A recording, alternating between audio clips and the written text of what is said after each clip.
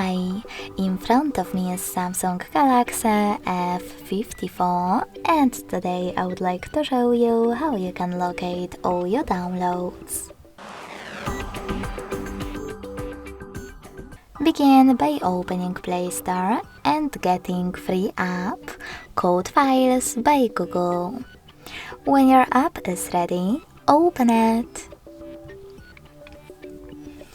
Then to set it up, hit Continue in the pop-up and Allow in the second one. Lastly, hit gray switcher next to Allow permission and tap on Browse at the bottom in the middle. Then click on Downloads category. As you can see, all my downloaded files are over here. To access one, click on it. Thanks so much for watching. If you enjoyed this video, don't forget to leave a like, comment and subscribe.